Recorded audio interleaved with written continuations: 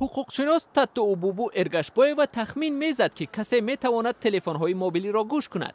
از این رو وقت اسم خود را در میان 100 نفر دید چندان حیران نشد. میگوید تنها از وجهی که مفتش برای دریافت اجازه گوش کردن تلفنی همراه او پیشکش کرده است در عجب ماند. تفتیشات در دایره پرونده حادثه های ماه اکتبر سال 2020 هجوم و غصب بینای پارلمان به ارگشبایو توجه کرده است، یعنی حادثه هایی که او کاملا به آن ربطی نداشت. من در گرد همایی های ماه اکتبر ضمن تبادلات دولتی شرکت نداشتم. بنابراین که من آن زمان قرارداد کاری داشتم در یگان گرد همایی نبودم. در عموم من چیزی پنهان کردن ندارم، اما نمیخواهم کسی از زندگی شخصی من مناسبت با والدان پیوندان آگاه شود. در برابر تاتو اوبوبو ارگشبایو تلفن‌های صدها فعالان، سیاستمداران مخالف و حتی وکیلان پارلمان هم گوش کرده شده است. درباره گوش شدن گفتگوهای تلفنی آنها از سیاستمدار کلارا سارانقولووا آگاه شدند. نسخه حکم دادگاه را در این باره او در شبکه‌های اجتماعی نشر کرد. این سندها به دست من از یک شخصی نامعلوم رسید. نمیدونم مؤلف این سندها کی است و تو این دم در دستی کی بود. حالا که امکانیتی به طور مخفی فرستادن معلومات زیاد است و من با تلگرام فرستادند.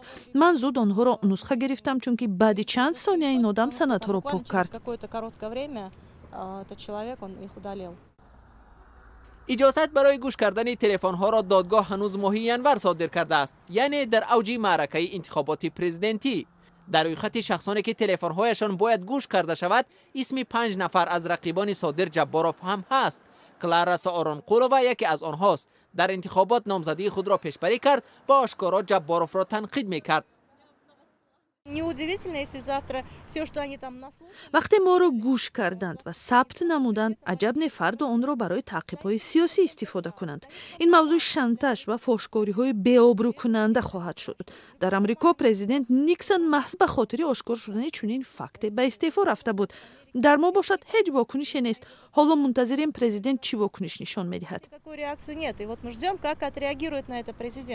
در وزارت کارهای داخلی گوش کردن تلفن‌ها را تصدیق کردند. گفتند این کار همگی 1 ماه ادامه داشت. در دادگاه نیز این حکم را قانونی و اساسناک خواندند.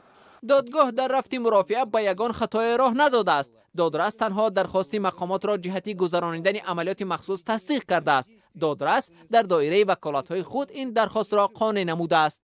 اما نفرانی که نامشان در این فهرست هست با این اظهارات راضی نیستند. به گفته آنها مفتش، دادستان و دادرس از حد وکالت‌های خود بیرون عمل کردند.